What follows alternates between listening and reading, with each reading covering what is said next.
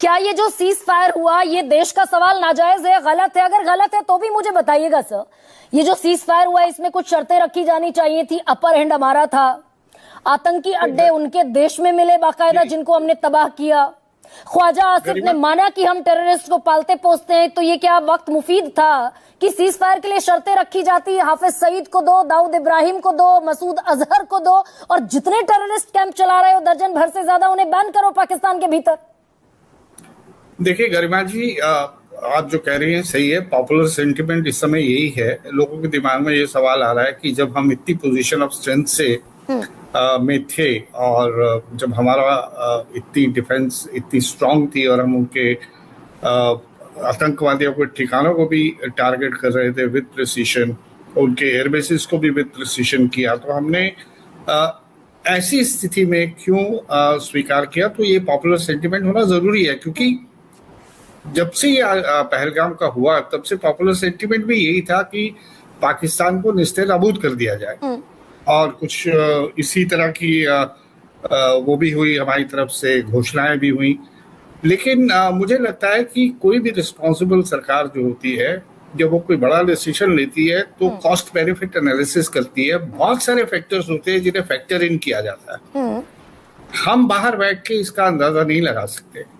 आज भी मेरे जहन में जो सबसे बड़ा सवाल ये चल रहा है, क्या वाकई ही वाइस प्रेसिडेंट जेडी वांस ने जो प्रधानमंत्री मोदी से बात करी और उन्होंने कहा कि उनके पास एक इंटेलिजेंस रिपोर्ट है जिसके हिसाब से पाकिस्तान कोई ऑफ द रैंप स्टेप लेने वाला है, यानी कोई अप्रत्याशित तरीके से कुछ उसके दिमाग में चल रहा है और वो जिससे लाखों करोड़ों लोगों का जान का नुकसान हो सकता है, क्या वो न्यूक्लियर की तरफ इंडिकेट कर रहा था? तो मेरे दिमाग में तो सबसे बड़ा ये सवाल है कि वाकई सच है, गलत है, या डोनाल्ड ट्रंप ने इसे एक्सप्लॉइट किया है सिचुएशन को अपना जो इमेज प्रोजेक्ट करने के लिए कि मैं एक पीस मेकर हूं। और देखिए, मैंने इस झगड़े को आगे बढ़ने से पहले ही रुकवा दिया, समथिंग जो वो रशिया यूक्रेन में अभी तक नहीं कर पाया। हालांकि उसने टॉल क्लेम किया था कि मैं एक 24 घंटे के अंदर अंदर इस वॉर को रुकवा दूंगा। और सर, क्या ये इतनी इम्पोर्टेंट इंफॉर्मेशन जब सारी चीजें फिल्टर होकर, दरअसल अब तो सोशल मीडिया के जमाने में तो कोई इन्फॉर्मेशन ऐसी है नहीं जिसको आप बाहर कर सके, तो वो जो नेशनल कमिटी अथॉरिटी की जो मीटिंग होनी थी, जिसको पहले आर्मी ने कॉल इन किया, फिर ख्वाजा आसिफ ने कहा कि हमने ऐसी कोई मीटिंग नहीं बुलाई, ये क्या खबर छुप जाने लायक खबर है क्या, खासतौर से इंटरनेशनल कम्युनिटी से, कि पाकिस्तान ने ऐसी कोई मीटिंग कॉल इन की थी?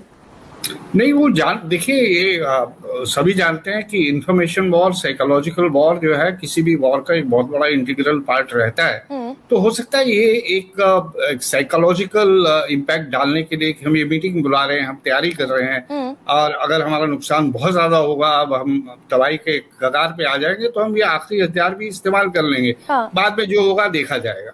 चलो, कई बार डेस्परेशन में कितनी ज्यादा भरोसा करने लायक खबर है ये, मैं तो आप ही से पूछना चाहती हूँ, या फिर अमेरिका ने दबाव बनाने के लिए इस स्ट्रैटेजी का इस्तेमाल किया? कहीं एक्सेप्टेंस नहीं है, कहीं डिनायल नहीं है। तो मैं ये कह रहा हूँ, मेरे जहन में तो सबसे बड़ा ये सवाल है, वो कौन सी ऐसी इंटेलिजेंस रिपोर्ट थी जिसके बेसिस पे वांस दौड़े चले आए। 2 दिन पहले वो कह रहे थे कि हमारा इससे कोई लेना देना नहीं है अमेरिका का, and this is none of our business.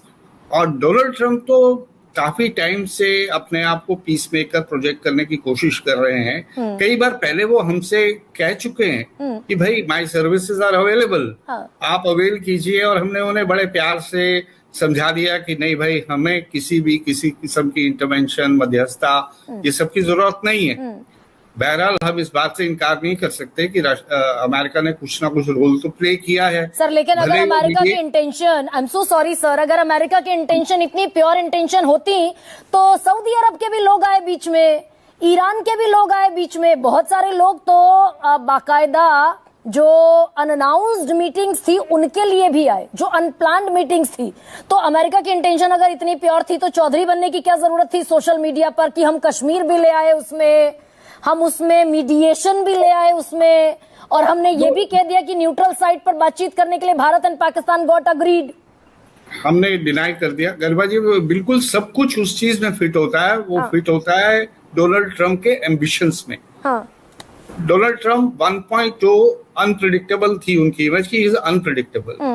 Donald Trump 2.0 बहुत कुछ है, यानी he is aggressive, he is expansionist, he wants to do things which we can't even imagine. पूरी वर्ल्ड टैरिफ वॉर कर देगा, वहां पे गाजा स्ट्रिप में वो रिबेरिया बना देगा और ग्रीनलैंड खरीद लेगा, कनाडा को 51st बना लेगा। हाँ, और एक एम्बिशन उसका जो मैं बार बार कहता हूँ at the cost of repeating, वो ये है कि मैं अपने पीछे जो लेगेसी छोड़ के जाऊं वो ये हो कि डोनाल्ड ट्रंप, ये सही है कि उसकी फर्स्ट टेन्योर में कोई वॉर अमेरिका ने इनिशिएट नहीं करी थी।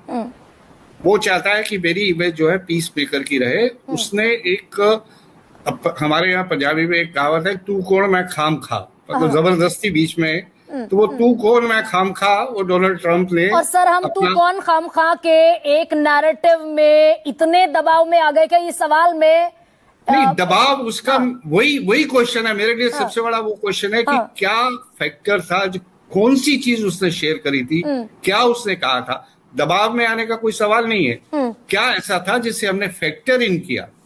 एक तो ये बहुत समझ में आती है बात कि हमारा जो ऑब्जेक्टिव था एक मैसेजिंग का था, हमने टारगेट भी किया, हमने उस ऑब्जेक्टिव को अचीव भी कर लिया। तीनों फेज में देखिए, हमने पहला जो एक्शन था वो हमने राइट टू डिफेंड था। उन्होंने पहलगाम किया, हमने उनके टेरर कैंप्स के ऊपर अटैक किया। फेज 2 में उन्होंने हम पे ड्रोन्स भेजे तो हमने फिर उनके एयर बेसिस पे अटैक किया। फिर सीज फायर के बाद उन्होंने वायलेशन करी, हमने फेज 3 में फिर जो है अपना एक्शन लिया। इस सब में हमारा यही था कि हमारा ऑब्जेक्टिव टेररिज्म को करने का है, टारगेट। अगर हमें लगता है, अगर हमारी सरकार को ये है कि फॉर द टाइम बीइंग हमारा political objective through military operations achieve हो गया है, और हमें जो हमारी ओवरऑल पॉलिसी है, stability, peace, prosperity in the region and in the world, कि ये युद्ध का दौर सर, नहीं। ये पूरा जो मुकम्मल रेजोल्यूशन था ये तो अभी मुकम्मल नहीं हुआ ना, ये तो कहा जा सकता है कम से कम ये सवाल तो बनता है। गरिमा जी मैं आपको बता देता हूँ, यूफोरिया, आप बिल्कुल उटोपियन होंगे अगर आप सोचेंगे कि पहली बार में, एक ही बार में वहां आप आतंकवाद को भी खत्म कर देंगे, वहां मुन्ना मुनीर जो मौलाना मुनीर जैसों की सोच को भी कत्ल कर देंगे। ये ऑनगोइंग ऑपरेशन हमने कह तो दिया। ठीक है सर, अब इसके ठीक है। बाद हाँ, जी, एक सेकंड सर, अब इसके बाद